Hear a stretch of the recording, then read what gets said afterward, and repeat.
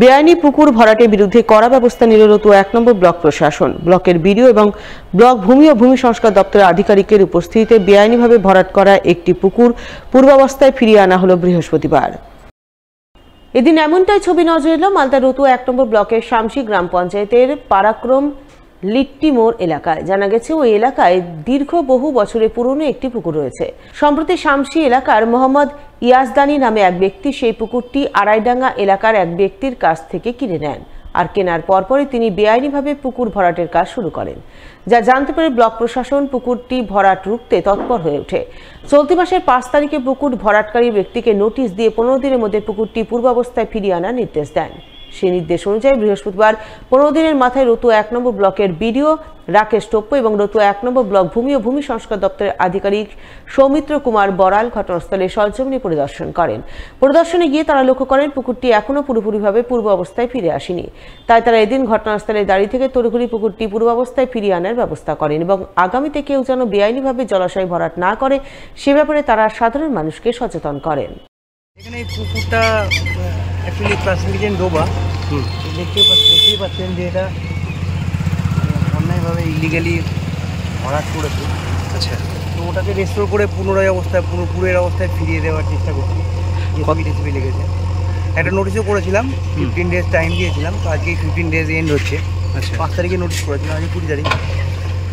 তো যে করেছিল ওকে নিয়ে থানা আছে। আচ্ছা, রেস্টোর করে পুকুরটা পূর্বের অবস্থায় ফিরিয়ে দিচ্ছে, এই হচ্ছে ব্যাপার। আজকে এখানে আমরা একটা খবর পেয়েছিলাম যে পুকুর ভরাট হচ্ছে। সেটা 3 ম্যান কমিটি আমরা সিদ্ধান্ত নিই এবং নোটিশ করি, বললাম যে পুকুরটা রেস্টোর করে দিতে। আজকে আমরা দেখছি রেস্টোরেশন হচ্ছে।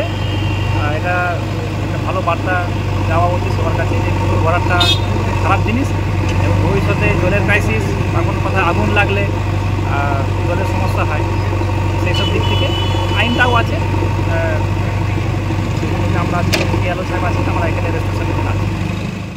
সারের কালোবাজারি রুখতে মালদার চাঁচল ১ নম্বর ব্লকে প্রশাসনিক তৎপরতার অঙ্গ হিসেবে বৃহস্পতিবার চাঁচলে বিভিন্ন সারের দোকানে অভিযান চালালো চাঁচল ১ নম্বর ব্লক প্রশাসন ও কৃষি দপ্তর। এদিন 2 দপ্তরের আধিকারিকরা যৌথভাবে চাঁচল ১ নম্বর ব্লকের একের পর এক সারের দোকানে হানা দেন।